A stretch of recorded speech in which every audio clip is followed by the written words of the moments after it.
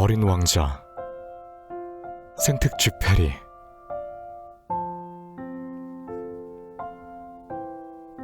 (10장) 그는 소옥성 325호, 326호, 327호, 328호, 329호, 330호와 이웃해 있었다. 그래서 일거리도 구하고 견문도 넓힐 생각으로 그 별부터 찾아보기로 했다. 첫 번째 별에는 왕이 살고 있었다. 그 왕은 홍포와 흰 담비 모피로 된 옷을 입고 매우 검소하면서도 위험 있는 옥좌에 앉아 있었다. 신하가 한 명 왔구나. 어린 왕자가 오는 것을 보자 왕이 큰 소리로 외쳤다. 그래서 어린 왕자는 이상한 생각이 들었다. 나를 한 번도 본 적이 없는데 어떻게 날 알아볼까?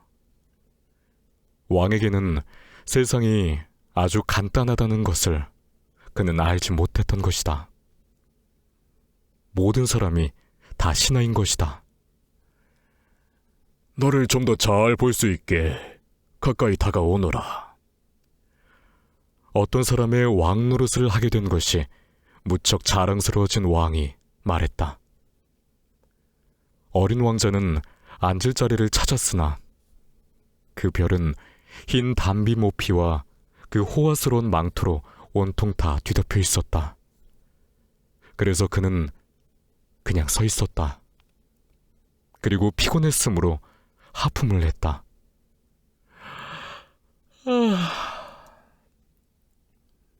왕의 면전에서 하품을 하는 것은 예절에 어긋나는 일이니라.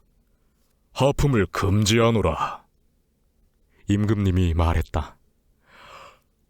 하품을 참을 수가 없어요. 긴 여행을 해서 잠을 자지 못했거든요. 어리둥절해진 어린 왕자가 말했다. 그렇다면 너에게 명하노니 하품을 하도록 하라. 하품하는 걸 본 지도 여러 해가 되었구나. 하품하는 모습은 짐에게는 신기한 구경거리니라. 자, 또 하품을 하라. 명령이니라.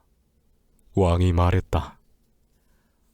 그렇게 말씀하시니까 겁이 나서 하품이 나오지 않는군요. 얼굴을 붉히며 어린 왕자가 말했다.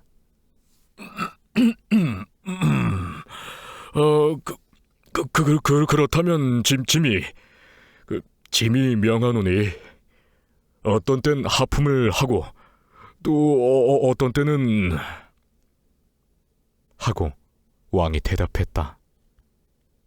그는 뭐라고 중얼중얼했다. 화가 난 기색이었다. 왜냐하면 그 왕은 자신의 권위가 존중되기를 무엇보다도 원하고 있었기 때문이었다. 불복종은 용서할 수 없는 것이었다. 그는 전제군주였다. 하지만 매우 선량했으므로 사리에 맞는 명령을 내리는 것이었다. 만약에 짐이 어떤 장군더러 물새로 변하라고 명령했는데 장군이 이 명령에 따르지 않았다면 그건 장군의 잘못이 아니니라. 그건 짐의 잘못이니라. 라고 그는 평상시에 늘 말하곤 했다. 앉아도 좋을까요? 어린 왕자가 조심스레 물었다. 너에게 앉기를 명하노라. 흰 담비모피로 된 망토 한 자락을 위엄 있게 걷어올리며 왕이 대답했다. 그러나 어린 왕자는 의아해하고 있었다. 별은 아주 조그맸다. 왕은 무엇을 다스린담? 폐하, 한 가지 여쭈어봐도 좋을까요? 내게 명하노니 질문을 하라. 폐하는 무엇을 다스리고 계신지요? 모든 것을 다스리노라. 퍽이나 간단히 왕이 대답했다. 모든 것을요? 왕은 신중한 몸짓으로 그의 별과 다른 별들과 떠돌이 별들을 가리켰다. 그 모든 것을요? 어린 왕자가 물었다. 그 모든 것을 다스리노라. 왕이 대답했다. 그는 절대 군주였을 뿐 아니라 온 우주의 군주이기도 했던 것이다. 그럼 별들도 폐하에게 복종하나요? 물론이니라. 즉각 복종하노라. 규율을 어기는 것을 짐은 용서치 아니하느니라. 왕이 말했다. 그러한 굉장한 권력에 어린 왕자는 경탄했다. 그도 그런 권능을 가질 수만 있다면 의자를 뒤로 물려놓지 않고도 하루에 44번이 아니라 72번, 아니 100번, 200번 해지는 것을 볼 수 있을 게 아닌가. 그래서 버리고 온 그의 작은 별에 대한 추억 때문에 조금 슬퍼진 어린 왕자는 용기를 내 왕에게 청을 드려보았다. 저는 해가 지는 것을 보고 싶습니다. 저의 소원을 들어주십시오. 해에게 지도록 명령해 주십시오. 짐이 어떤 장군에게 나비처럼 이 꽃에서 저 꽃으로 날아다닐 것을 명령하거나 비극 작품을 한 편 쓰라고 명령하거나 혹은 물새로 변하도록 명령했는데 그 장군이 그 명령을 받고 복종하지 않는다면 그가 잘못일까? 짐이 잘못일까? 폐하의 잘못이죠. 어린 왕자가 자신 있게 말했다. 그렇다. 누구에게든 그가 이행할 수 있는 것을 요구해야 하는 법이니라. 권위는 무엇보다도 사리에 두어야 하느니라. 만일 내가 너의 백성에게 바다에 몸 던지라고 명령한다면 그들은 혁명을 일으킬 것이니라. 내가 복종을 요구할 권한을 갖는 것은 나의 명령들이 이치에 맞는 까닭이다. 왕이 계속 말했다. 그럼 제가 해지는 것을 보게 해주십사 한 것은요? 한 번 한 질문은 절대로 잊어버리지 않는 어린 왕자가 일깨웠다. 해가 지는 것을 너에게 보게 해주겠노라. 짐이 요구하겠노라. 하지만 내 통치 기술에 따라 조건이 갖추어지기를 기다리겠노라. 언제 그렇게 되나요? 어린 왕자가 물었다.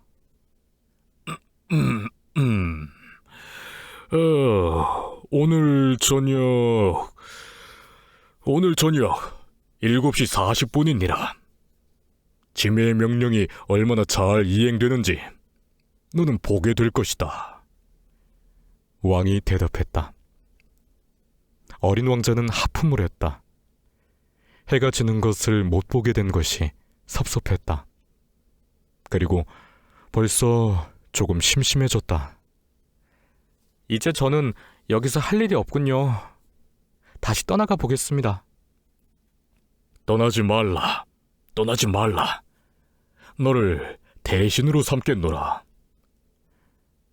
신하가 한 사람 있게 된 것이 몹시 자랑스러운 왕이 대답했다. 무슨 대신이요? 사법 대신이니라. 하지만 재판할 사람이 아무도 없는데요? 그건 모를 노릇이지. 짐은 아직 짐의 왕국을 순시해보지 않았느니라. 짐은 매우 연로한데 이 사륜마차를 둘 자리도 없고 걸어다니자니 피곤해지거든. 왕이 말했다. 아, 제가 벌써 다 봤어요. 허리를 굽혀 별의 저쪽을 다시 한번 바라보며 어린 왕자가 말했다. 저쪽에도 아무도 없는데요. 그럼 네 자신을 심판하거라. 그것이 가장 어려운 일이니라. 다른 사람을 심판하는 것보다 자기 자신을 심판하는 게 훨씬 더 어려운 법이거든. 네가 너 스스로를 훌륭히 심판할 수 있다면 그건 네가 참으로 지혜로운 사람인 까닭이니라. 왕이 대답했다. 저는 어디서든 저를 심판할 수 있어요. 여기서 살 필요는 없습니다. 어린 왕자가 말했다. 그 내 별 어딘가에 늙은 쥐 한 마리가 있는 줄로 알고 있다. 밤이면 소리가 들리느니라. 그 늙은 쥐를 심판하거라. 때때로 그를 사형에 처하도록 해라. 그러면 그의 생명이 너의 심판이 달려있게 될 것이다. 그러나 매번 그에게 특사를 내려 그를 아끼도록 해라. 단 한 마리밖에 없는 까닭이니라. 왕이 대답했다. 저는 사형 선고를 내리는 건 싫습니다. 아무래도 가야겠습니다. 어린 왕자가 대답했다. 가지 마라. 왕이 말했다. 어린 왕자는 떠날 채비를 끝마쳤으나 늙은 임금을 섭섭해하고 싶지 않았다. 폐하의 명령이 준수되길 원하신다면 제게 이치에 많은 명령을 내려주면 되지 않겠습니까?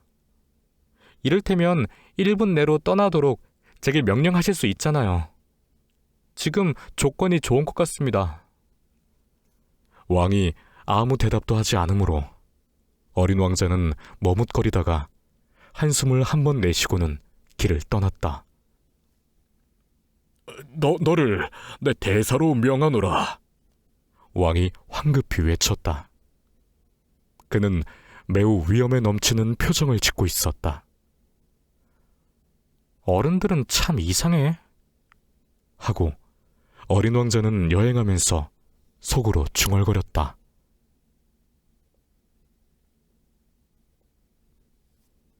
11장. 두 번째 별은 허영심에 빠진 사람이 살고 있었다. 아, 저기 나를 찬양하는 사람이 찾아오는군. 어린 왕자를 보자마자 허영심 많은 사람이 멀리서부터 외쳤다. 허영심이 많은 사람들에겐 다른 사람들은 모두 자기를 찬양해주는 사람들인 것이다. 안녕하세요. 이상한 모자를 쓰고 계시는군요. 어린 왕자가 말했다. 담례하기 위해서지.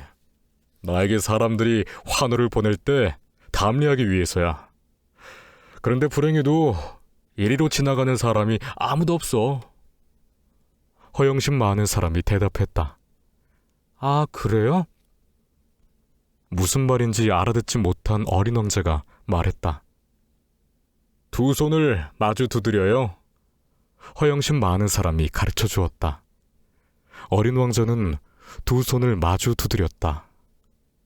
허영심 많은 사람은 모자를 들어올리며 점잖게 담례했다. 왕을 방문할 때보다 더 재미있군. 어린 왕자는 속으로 중얼거렸다. 그래서 그는 다시 두 손을 마주 두드렸다. 허영심 많은 사람이 모자를 들어올리며 다시 담례를 했다. 5분쯤 되풀이하고 나니 어린 왕자는 그 장난이 재미없어졌다. 모자가 떨어지게 하려면 어떻게 해야 하지? 그가 물었다. 그러나 허영심 많은 사람은 그의 말을 듣지 못했다. 허영심 많은 사람들에게는 오로지 찬양의 말만이 들리는 법이다. 너는 정말로 나를 찬양하지? 그가 어린 왕자에게 물었다. 찬양한다는 게 뭐지? 찬양한다는 건 내가 이 별에서 가장 미남이고 가장 옷을 잘 입고 가장 부자고 가장 똑똑하다고 인정해주는 거지. 하지만 이 별엔 아저씨 혼자밖에 없잖아. 나를 기쁘게 해줘. 그래도 날 찬양해줘. 아저씨를 찬양해. 그런데 그게 아저씨에게 무슨 상관이 있지? 어깨를 조금 들썩하면서 어린 왕자가 말했다. 그리고 그는 그 별을 떠났다. 어른들은 정말 이상해. 하고 어린 왕자는 여행하면서 속으로 중얼거렸다. 12장. 그 다음 별에는 술꾼이 살고 있었다. 그 방문은 매우 짧았지만 어린 왕자를 깊은 우울에 빠뜨렸다. 뭘 하고 있어요? 빈 병 한 무더기와 술에 가득 차 있는 병 한 무더기를 앞에 놓고 말없이 앉아있는 술꾼을 보고 그가 말했다. 술을 마시지. 침울한 표정으로 술꾼이 대꾸했다. 왜 술을 마셔요? 어린 왕자가 그에게 물었다. 잊기 위해서지. 무엇을 잊기 위해서예요? 치근한 생각에 든 어린 왕자가 물었다. 부끄럽다는 걸 잊기 위해서지. 머리를 숙이며 술꾼이 대답했다. 뭐가 부끄럽다는 거죠? 그를 돕고 싶은 어린 왕자가 캐물었다. 술을 마시는 게 부끄러워. 이렇게 말하고 술꾼은 침묵을 지켰다. 그래서 난처해진 어린 왕자는 길을 떠나버렸다. 어른들은 정말 참 이상해. 하고 어린 왕자는 여행을 하면서 혼자 속으로 중얼거렸다.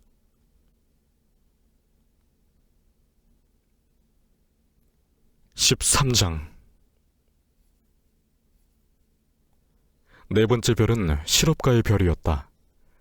그 사람은 어찌나 바쁜지 어린 왕자가 도착했을 때도 고개조차 들지 않았다. 안녕하세요. 담뱃불이 꺼졌군요. 그가 말했다.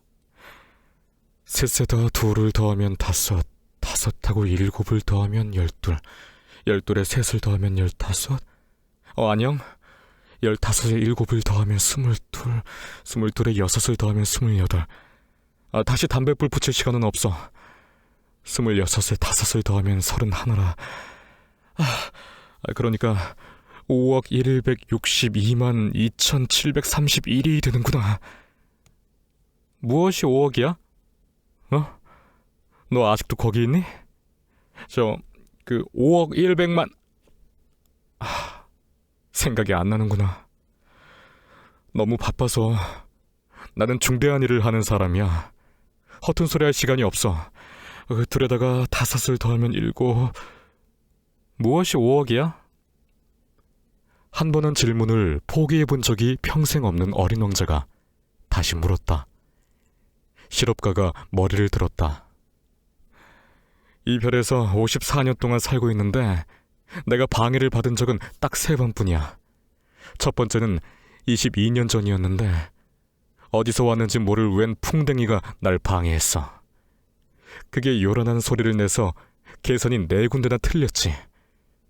두 번째는 11년 전이었는데 신경통 때문이었어. 난 운동 부족이거든. 산보할 시간이 없으니까. 난 중대한 일을 하는 사람이라서 그래. 세 번째는 바로 지금이야. 가만히 있자. 5억 100만이었겠다. 무엇이 5억 100만이라는 거죠? 실업가는 조용히 일하기는 글렀다는 걸 깨달았다. 때때로 하늘에 보이는 그 작은 것들 말이야. 파리? 천만에. 반짝거리는 작은 것들 말이야. 꿀벌? 천만에. 게으름뱅이들을 멍청이 공상에 잠기게 만드는 금빛 나는 작은 것들 말이야. 헌데 난 중대한 일을 하는 사람이거든. 공상에 잠길 시간이 없어. 아, 별 말이군. 맞았어. 별이야. 5억의 별들을 가지고 뭐라는 거지? 5억 162만 2731개야. 나는 중대한 일을 하고 있는 사람이고 정확한 사람이지. 그 별들 가지고 뭐라는 건데? 뭘 하냐고? 그래, 아무것도 하는 거 없어. 그것들을 소유하고 있지. 별들을 소유하고 있다고?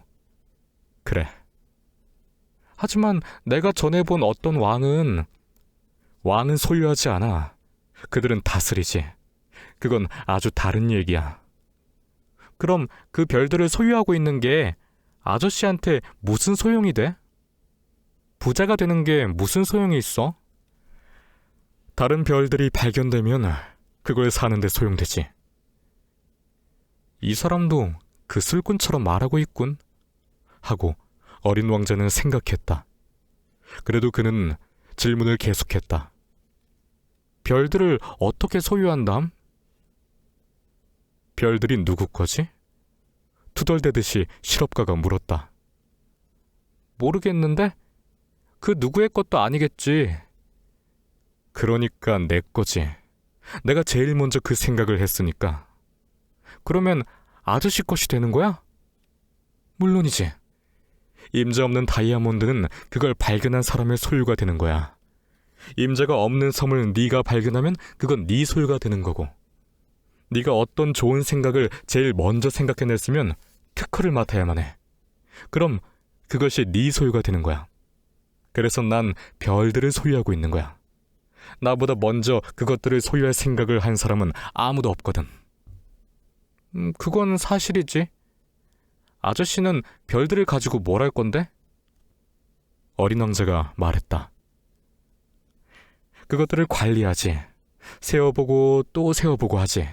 그건 힘든 일이야. 하지만 나는 진지한 사람이거든.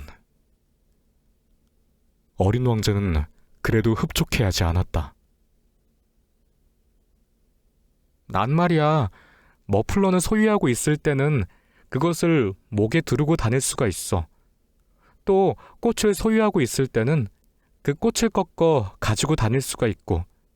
하지만 아저씨는 별들을 꺾을 수가 없잖아. 그럴 순 없지. 하지만 그것들을 은행에 맡길 수 있어. 그게 무슨 말이야? 조그만 종이 조각에다가 내 별들의 숫자를 적어 그것을 서랍에 넣고 잠근단 말이야. 그리고 그것뿐이야? 그뿐이지. 그거 아주 재밌는데?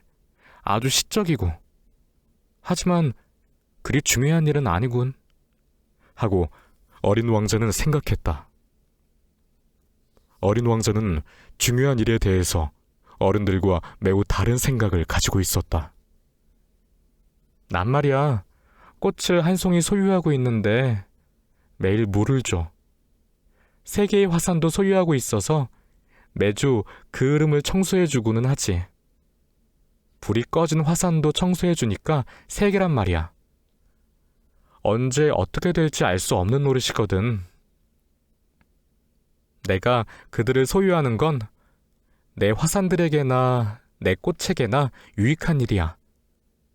하지만 아저씨는 별들에게 유익하지가 않잖아. 실업가는 입을 열어 무슨 말을 하려고 했으나 할 말을 찾아내지 못했다. 그래서 어린 왕자는 떠나버렸다. 어른들은 정말 아주 이상야릇하군.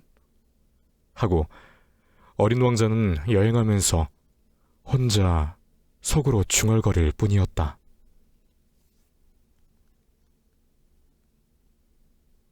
14장. 5번째 별은 무척 흥미로운 별이었다. 그것은 모든 별들 중에서 제일 작은 별들이었다. 가로등 하나와 가로등을 켜는 사람이 있을 자리밖에 없었다. 하늘 한 구석, 집도 없고 사람들도 살지 않은 별에서 가로등을 켜는 사람이 무슨 소용이 있는지 어린 왕자는 도무지 이해할 수가 없었다. 그렇지만 그는 속으로 중얼거렸다. 이 사람은 어리석은 사람인지도 몰라. 그래도 왕이나 허영심 많은 사람이나 실업가 혹은 술꾼보다 덜 어리석은 사람이지. 적어도 그가 하는 일은 하나의 의미가 있거든. 가로등을 켤 때는 별 한 개를 혹은 꽃 한 송이를 더 태어나게 하는 거나 마찬가지니까.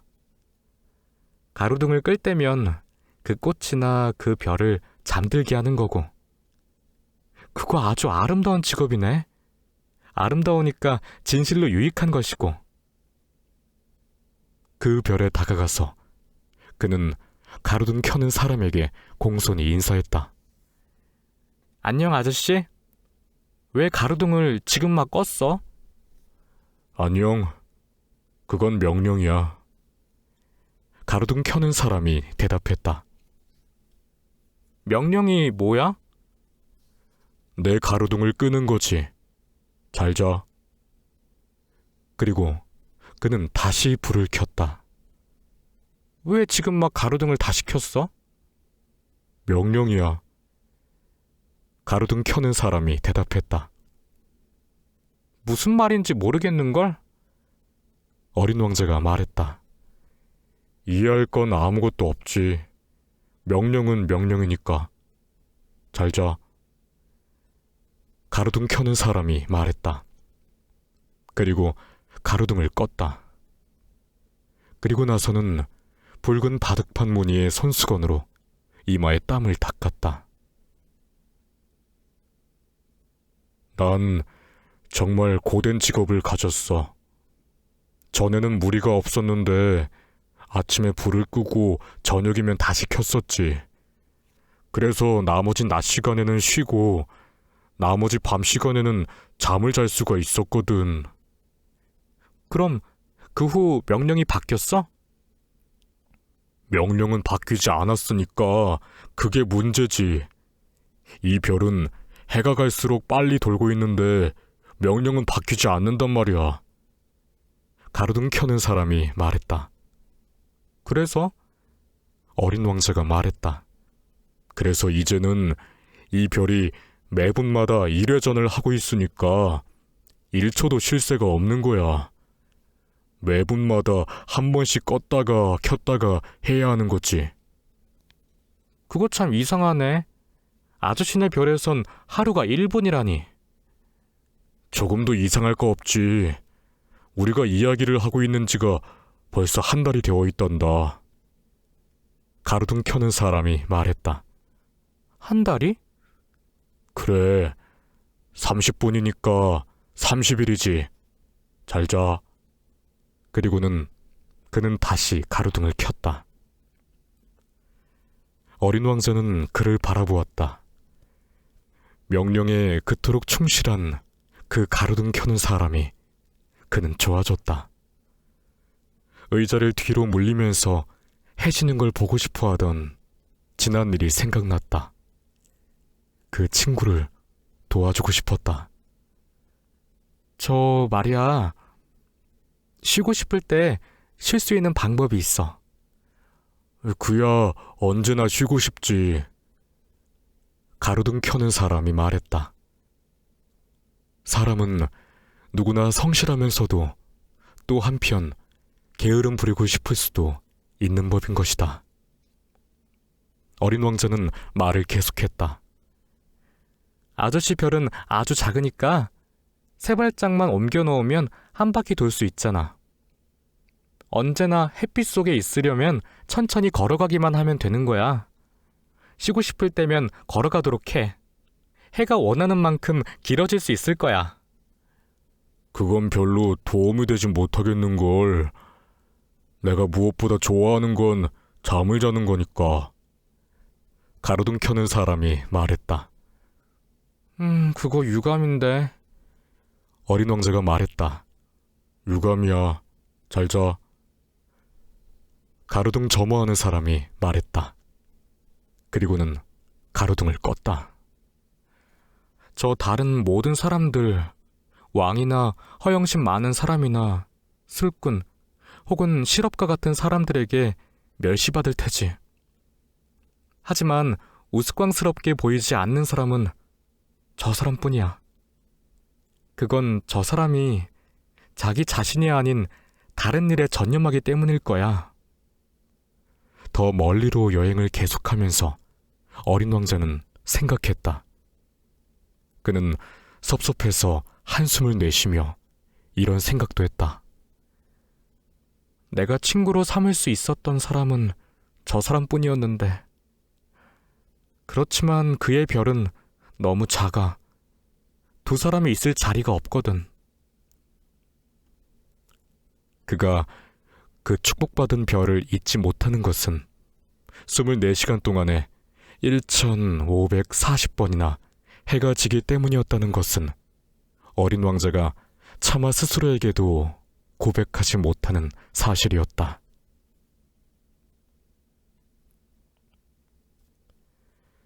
15장 6번째 별은 10배나 더 큰 별이었다. 그 별에는 무지하게 커다란 책을 쓰고 있는 늙은 신사 한 분이 살고 있었다. 야, 이 탐험가가 하나 오는군. 어린 왕자를 보며 그가 큰 소리로 외쳤다. 어린 왕자는 테이블 위에 걸터앉아 조금 가쁜 숨을 몰아쉬었다. 벌써 몹시도 긴 여행을 했던 것이다. 어디서 오는 거냐? 그 노인이 물었다. 이 두꺼운 책은 뭐예요? 여기서 뭘 하시는 거죠? 어린 왕자가 물었다. 난 지리학자란다. 노인이 말했다. 지리학자가 뭐예요? 바다와 강과 이 도시와 산, 그리고 사막이 어디에 있는지를 아는 사람이지. 그거 참 재밌네요. 그거야말로 직업다운 직업이군요. 어린 왕자는 말하고 지리학자의 별을 한번 휘둘러 보았다. 그처럼 멋진 별을 그는 본 적이 없었다. 할아버지 별은 참 아름답군요. 넓은 바다도 있나요? 난 몰라. 지리학자가 대답했다. 그래요? 그럼 산은요? 난 몰라. 지리학자가 말했다. 그럼 도시와 강과 사막은요? 그것도 알 수 없다. 지리학자가 말했다. 할아버지 지리학자 아니에요. 그렇지. 하지만 난 탐험가가 아니거든. 내겐 탐험가가 이 절대적으로 부족하단다. 도시와 강과 산, 바다와 태양과 이 사막을 새로 다니는 건 지리학자의 하는 일이가 아니야. 지리학자는 아주 중요한 사람이니까 한가히 돌아다닐 수가 없지. 서재를 떠날 수가 없어. 이 서재에서 탐험가들을 만나는 거지. 그들에게 여러 가지 질문을 하여 그들의 기억을 기록하는 거야. 탐험가의 기억 중에 흥미로운 게 있으면 지리학자는 그 사람의 정신 상태를 조사시키지. 그건 왜요? 탐험가가 거짓말을 하면 이 지리책에 커다란 이변이 일어나게 될 테니까. 탐험가가 술을 너무 마셔도 그렇지. 그건 왜요? 어린 왕자가 말했다. 왜냐면 술에 잔뜩 취한 사람은 모든 게 돌로 보이거든. 그렇게 되면 이 지리학자는 산 하나밖에 없는 데다 이 산 둘을 기입하게 될지도 모르잖아. 내가 아는 어떤 사람도 그럼 나쁜 탐험가가 될 수도 있겠군요. 어린 왕자가 말했다.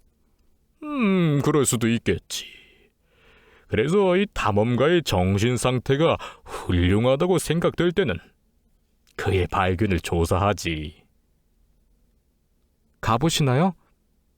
아니, 그건 너무 번잡스러우니까 그 대신 탐험가에게 증거를 제시하라고 요구하는 거야. 예컨대 커다란 산을 발견했을 때는 커다란 돌멩이를 가져오라고 요구하는 거지. 지리학자는 갑자기 흥분했다. 근데 넌 멀리서 왔지. 넌 탐험가야. 너의 별이 어떤 별인지 이야기해줘. 그러더니 지리학자는 노트를 펴고 연필을 깎았다.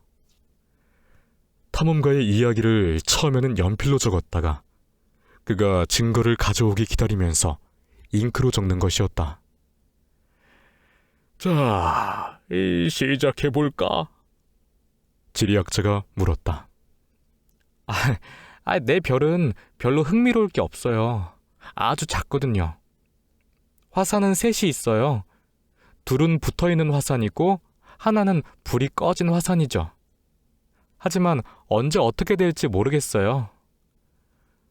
언제 어떻게 될지 알 수 없지. 지리학자가 말했다. 제겐 꽃 한 송이도 있어요. 우린 꽃은 기록하지 않아. 지리학자가 말했다. 왜요? 그게 더 예쁜데요? 꽃들은 일시적인 존재니까. 일시적인 존재가 뭐예요? 지리책은 모든 책들 중에서 가장 귀중한 책이야. 이 지리책은 유행에 뒤지는 법이가 없어. 산이 위치를 바꾸는 일은 매우 드물거든. 바다의 물이 비어버리는 일도 매우 드물고. 우리는 영원한 것들을 기록하는 거야. 하지만 불 꺼진 화산들이 다시 깨어날 수도 있어요. 일시적인 존재가 뭐예요? 어린 왕자가 말을 가로막았다. 화산이 꺼져 있든 깨어 있든 우리에겐 마찬가지야. 우리에게 중요한 건 산이지. 산은 변하지가 않거든. 그런데 일시적인 존재란 게 뭐예요?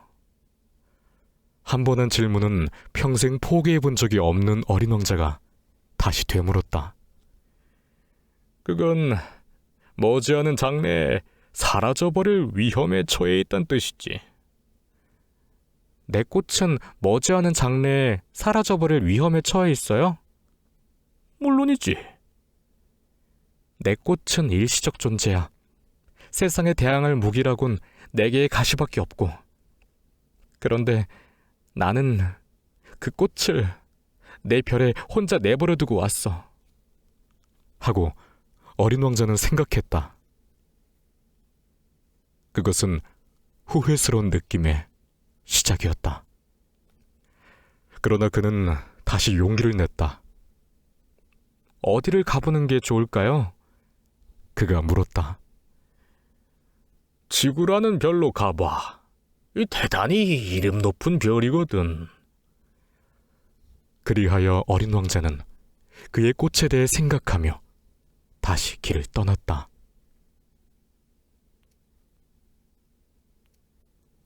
16장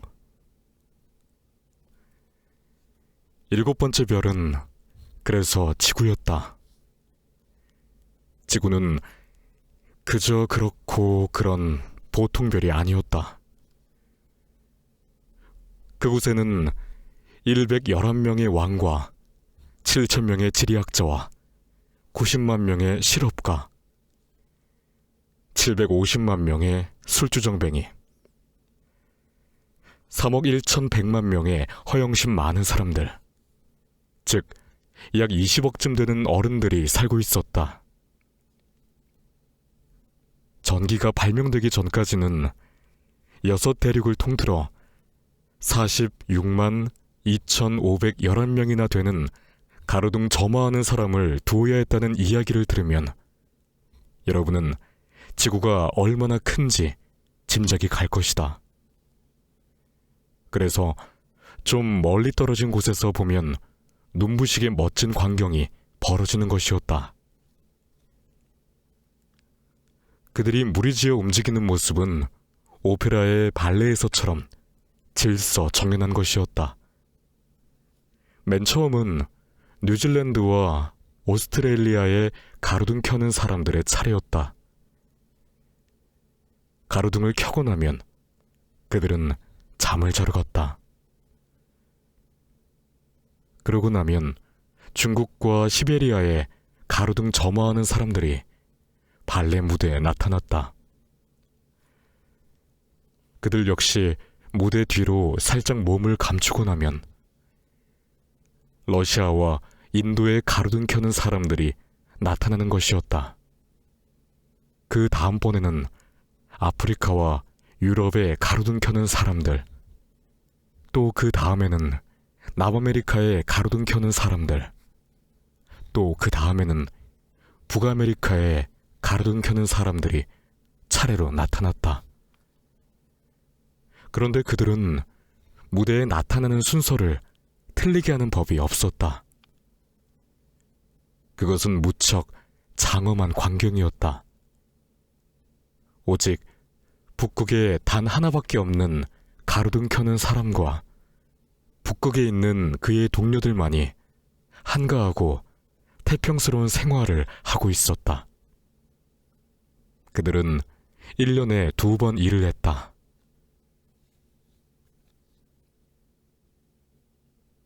(17장)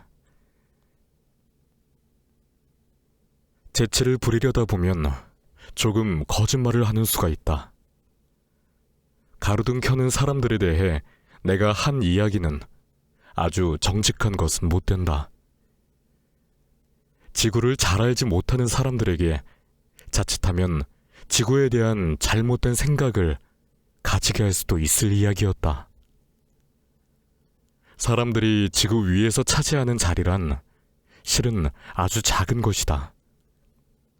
지구에서 사는 20억의 사람들이 어떤 모임에서처럼 서로 좀 바짝바짝 붙어서 있다면 세로 20마일, 가로 20마일의 광장으로도 충분할 것이다. 그들은 태평양의 아주 작은 섬 위에 차곡차곡 쌓아놓을 수도 있을 것이다. 어른들은 물론 이런 말을 하면 여러분 말을 믿지 않을 것이다. 그들은 자신들이 굉장히 많은 자리를 차지하고 있다고 생각하고 있기 때문이다. 그들은 자신들이 바오밥 나무처럼 중요하다고 생각하고 있다. 그러니까 여러분은 그들에게 계산을 해보라고 일러주어야 한다. 그들은 숫자를 좋아하니까. 그럼 그들은 기분 좋아할 것이다. 하지만 여러분은 그 문제를 푸느라 시간을 낭비할 필요는 없다. 그것은 쓸데없는 것이다. 여러분은 내 말을 믿지 않는가? 어린 왕자는 그래서 지구에 발을 들여놓았을 때 사람이라곤 통 보이지 않는데 놀랐다. 그가 잘못해서 다른 별로 찾아온 게 아닌가 겁이 나 있을 때 달 같은 빛깔의 고리가 모래 속에서 움직이는 것이 보였다. 안녕? 어린 왕자가 무턱대고 말했다. 안녕. 뱀이 말했다. 지금 내가 도착한 별이 무슨 별이지? 어린 왕자가 물었다. 지구야, 아프리카지. 뱀이 대답했다. 그래? 그럼 지구에는 사람이 아무도 없니? 여긴 사막이야. 사막에는 아무도 없어. 지구는 커다랗거든. 뱀이 말했다. 어린 왕자는 돌 위에 앉아 눈길을 하늘로 향했다. 누구든 언제고 다시 자기 별을 찾아낼 수 있게 별들이 환히 불 켜져 있는지 궁금해. 내 별을 바라봐. 바로 우리들 위에 있어. 그런데 어쩌면 저렇게 멀리 있지? 아름답구나. 여기 무엇을 하러 왔니? 뱀이 말했다. 난 어떤 꽃하고의 사이에 골치 아픈 일이 있단다. 어린 왕자가 말했다. 그래. 뱀이 대답했다. 그리고 그들은 서로 잠자코 있었다. 사람들은 어디에 있지? 사막에선 조금 외롭구나. 어린 왕자가 마침내 다시 입을 떼었다. 사람들 가운데서도 외롭긴 마찬가지야. 뱀이 말했다.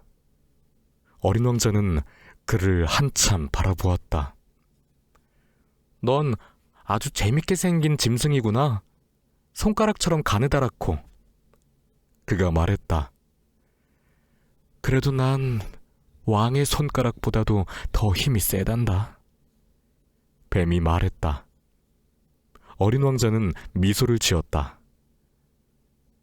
넌 힘이 세지 못해. 발도 없고 여행도 할 수 없잖아. 난 배보다 더 먼 곳으로 너를 데려다 줄 수 있어. 뱀이 말했다. 그는 어린 왕자의 발 뒤꿈치에 팔찌처럼 몸을 휘감더니 말했다. 나를 건드리는 사람마다 그가 나왔던 땅으로 돌려보내주지. 하지만 너는 순진하고 또 다른 별에서 왔으니까. 어린 왕자는 아무 대꾸도 하지 않았다. 네가 치근해 보이는구나. 무척이나 연약한 몸으로 이 돌멩이 투성이에 지구에 왔으니 네 별이 몹시 그리울 때면 언제고 내가 널 도와줄 수 있을 거야. 난. 아주 잘 알았어. 그런데 왜 그렇게 언제나 수수께끼 같은 말만 하니? 난 그 모든 걸 해결할 수 있어. 뱀이 말했다. 그리고는 그들은 침묵을 지켰다.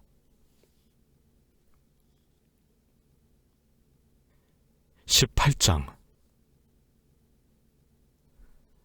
어린 왕자는 사막을 횡단했는데 오직 꽃 한 송이를 만났을 뿐이었다. 석장의 꽃잎을 가진 볼품이라곤 없는 꽃이었다. 안녕? 어린 왕자가 말했다. 안녕. 꽃이 말했다. 사람들은 어디에 있지? 어린 왕자가 정중히 물었다. 그 꽃은 언젠가 대상의 무리가 지나가는 것을 본 적이 있었다. 사람들이라고? 한 67사람이 있는 것 같아. 몇 해 전에 그들을 본 적이 있어. 하지만 그들이 지금 어디에 있는진 알 수 없는 노릇이야. 그들은 바람결에 불려다니거든. 뿌리가 없어서 몹시 곤란을 받고 있다. 안녕? 어린 왕자가 말했다. 안녕. 꽃이 말했다.